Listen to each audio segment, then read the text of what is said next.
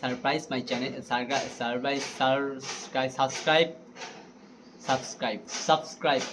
Subscribe bye subscribe. এই দুটোকে কেটে ফেলতে হবে আমাকে এখন। এক্সপার্ট আস্তে হ্যালো গাইসটা হবে আস্তে। সো হ্যালো গাইস, হাতটা এরকম বললে হবে না, ফাইনাল।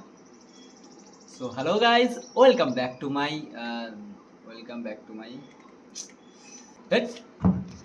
হবে না মনে হয় আমার দ্বারা ইউটিউবে ভিডিও বানানো।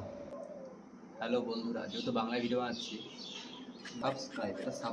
সারপ্রাইজ বলে দিচ্ছি বারবার করে আমি। Hello guys, welcome back to my channel.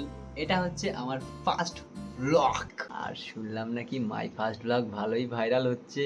কি ব্যাপার? আমি কিন্তু বাংলা ক্রিয়েটার। শুনলাম ইউটিউবে ভিডিও বানানোর জন্য সবাইকে গরিব হতে হয়, তাহলেই নাকি ভাইরাল হয়। বাপরে বাপ, কি করে মানুষ ভিডিও বানায়! একটা ক্লিপ নিতে এত টাইম লাগে, আর সবাই ভাবে নাকি ইউটিউবে ভিডিও বানানো খুব সোজা। ক্যামেরার সামনে বসে নাকি দুটো কথা বললে ইউটিউবে ব্লগ হয়ে যায়। হাত এমন করবোই না, হাতটা এখানে থাকবে।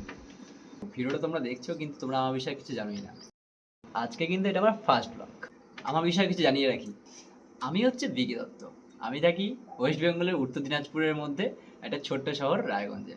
তবে শহরটা ছোট হতে পারে, কিন্তু আমাদের কাছে অনেক ভালোবাসার। সত্যিটা বলতে আমি থাম্বনেলে দিয়েছি মাই ফার্স্ট ব্লগ হতে পারে, কিন্তু আমি 2021 সালে আমার ইউটিউব চ্যানেলটা খুলি। হ্যাঁ, তবে আমি তোমাদেরকে বোকা বানাচ্ছি না। আমার প্রথমত ইউটিউব জার্নিটা এরকমই ছিল। আমি ফার্স্টে এইভাবেই ভিডিও বানাতাম, আর ইভেন আমার এখনও এক একটা কথা বলতে মিনিমাম 5 থেকে 6টা করে ক্লিপ নিতে হয়। একটা ভ্লগ মানে একটা নতুন ক্রিয়েটারের কাছে একটা ভ্লগ বা একটা ভিডিও বানাতে গেলে মিনিমাম অনেকগুলো তাদেরকে ক্লিপ নিতে হয়। এতটা সহজ নয় ইউটিউবে ভিডিও বানানো বা কোনো প্ল্যাটফর্মেই কোনো কাজ করা এতটা সহজ নয় আজকের দিনে আমার মতে। আমার তো ইউটিউবের প্রতি একটা আলাদাই ঝোঁক। আমি ছোটো থেকে ইউটিউবে ভিডিও বানাচ্ছি, এখন আমি ডেলি ভিডিও পোস্ট করি। আর ব্লগটা আমার কাছে খুব ভালোবাসার একটা জায়গা। ওকে জোর করবো না, আমার ভিডিও তোমাদেরকে দেখতে হবে। তবে যদি ভালো লাগে তাহলে অবশ্যই সাবস্ক্রাইবটা করে দিও। তো 2021 সালে আমি ব্লগ চালু করি, আর সেই সময় থেকেই আমি হচ্ছে ইউটিউবে ব্লগ পোস্ট করা শুরু করে দিয়েছিলাম। তো মাঝখানে বন্ধ রেখেছিলাম ইউটিউব ব্লগটা কিছু কারণের জন্য। তারপরে আবার এখন নতুন করে শুরু করেছি ইউটিউবে ভিডিও বানানো। তো আমি মা বাবাকে নিয়েও ভিডিও বানাচ্ছি, বেশ ভালোবাসাও পাচ্ছি। কারণবশত আমাকে সেগুলো কিছু কিছু ভিডিও আমাকে প্রাইভেট করে দিতে হচ্ছে। এখন আমি আবার নতুন করে ব্লগ বানানো শুরু করেছি। সেই ক্ষেত্রে আমি আজকে মাই ফার্স্ট ব্লগটা পোস্ট করছি। জানি অনেকে এখানে হাসাহাসি করবে, কারণ ভাই তুই তো ডেইলি ব্লগ দিস, তোর আবার কিসের ফার্স্ট ব্লগ? মানুষ আমাকে নেগেটিভ কমেন্টও করবে, পজিটিভ কমেন্টও করবে। তো সেটা যদি দুটোই যদি আমার কাছে নেওয়ার ক্ষমতা থাকে, তাহলেই তো কন্টেন্ট ক্রিয়েটার আছে, তাই না? আচ্ছা, যারা ছেলেরা ভিডিও দেখছো, আমি তাদেরকে একটা কথা বলি। তোমাদের সবার কি এই যে চুলের এই জায়গাটা, এটা নিয়ে খুব সমস্যা হয়? আমার তো ভীষণ সমস্যা। আমি যখন ভিডিও বানাই বা কিছু করি না, এটা খালি এরকম হয়ে যায়। আমি যত এরকম করি আবার এরকম হয়ে যাবে, মানে খুব অস্থির হয়ে যায় আমি এটা নিয়ে ভাই। আর আমি এতটুকু শিওর, প্রতিটা কন্টেন্ট ক্রিয়েটার, প্রতিটা ইউটিউব যারা ব্লগ বানায়, তাদের সকলের অবস্থা সেরকম ছিল। কারণ কেউ একদিনে কোনো কিছু করে উঠতে পারে না। একদিনে না হোক একদিন তো হবেই, তাই না? আমি যখন ক্যামেরা উঠাতাম, তো আমি ভাবতাম যে কে কী বলবে, আমি এখন ভিডিও বানাচ্ছি, লোক হাসাহাসি করবে কি না। তো তারপর থেকে এটা অভ্যেসে পরিণত হয়ে গেলো। তারপর যখন দেখলাম আমার ভিউজ আসছে, মানুষ আমাকে ভালোবাসা দিচ্ছে, যে ভিডিওটা আমি বাইরে বানিয়েছি, এটা যে ভিডিওটা আমি রাস্তায় বেরিয়ে সবার সামনে বানিয়েছি, সেই ভিডিওটা দেখে মানুষ আমাকে ভালোবাসা দিচ্ছে। আমি যখন ক্যামেরাটা অন করবো, তখন একটু নিজের মধ্যে একটা ভয় লাগে। এটাই সমস্যা ব্লগের, বুঝতে পেরেছো? আমার ইউটিউব চ্যানেলে 2021 সালেই খোলা হয়েছে।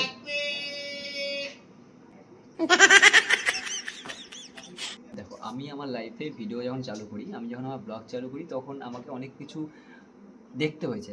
কারণ আমার বন্ধুবান্ধব, আমার ফ্যামিলি কী করছিস, সেগুলো তুই কী বানাচ্ছিস, হ্যান করছিস ত্যান করছিস। আমি এখনও কোনোদিনও সাকসেসফুল হইনি। তবে ভবিষ্যতে যদি তোমাদের ভালোবাসা আর ভগবানের আশীর্বাদ থাকে, তাহলে অবশ্যই একটা জায়গায় যাব। তবে আমি যতদূর জানি যে আমার ওই 2021 সাল থেকে আজকে 2025, আমার মধ্যে অনেক ইম্প্রুভমেন্ট আসছে। আগে আমি ক্যামেরার সামনে ভিডিওটা যখন অন করতাম, হাতে যে ক্যামেরাটা নেব, লোকের সামনে কথা বলতে পারতাম না, সেই জায়গাটা খুব ভয় লাগতো। এখন আমি ক্যামেরা অন করে কথা বলতে পারি। আর সবথেকে বড় বিষয় হচ্ছে, লোকের সামনে যখন ক্যামেরাটা অন করা হয়, তখন সবাই তোমাদের তাকিয়ে থাকবে, সেই জায়গাটা তোমার একটা অকওয়ার্ড ফিল লাগবে। তো সেই জায়গাটাকে তুমি যদি দূরে সরিয়ে নিয়ে কাজটা করতে পারো, তাহলে তুমি গেইন করে যাবে। চোখে নিচে ডার্ক সার্কেল পড়ে গেছে ভাই। রাত 2টো থেকে 3টা পর্যন্ত আমি এডিট করি। সারা রাত ধরে এডিট করার পরে সকালবেলা ঘুম থেকে উঠে নিয়ে আবার আমাকে ভিডিও বানাতে হয়। তারপরে কলেজ যেতে হয়, আরও অনেক কাজকর্ম থাকে। তারপরেও যখন উঠে নিয়ে দেখি আমার 200টা বা 300টা ভিউজ, আমি কিন্তু তাও মন খারাপ করি না। কারণ আমার মনে হয় লাইফে ধৈর্যটা খুব জরুরি। আর যখন আমি ভিডিওটা পোস্ট করি, তো ধরো 50টা বা 60টা করে ভিউজ হয়, সেই জায়গাটা খারাপ লাগাটা স্বাভাবিক। কিন্তু আমার সাথে এরকম অনেকবার হয়েছে, আমি ধরো দেখলাম 50-60টা ভিউজ গেছে আমার, আমি তারপর ভিডিও বানানো বন্ধ করে দিয়েছি।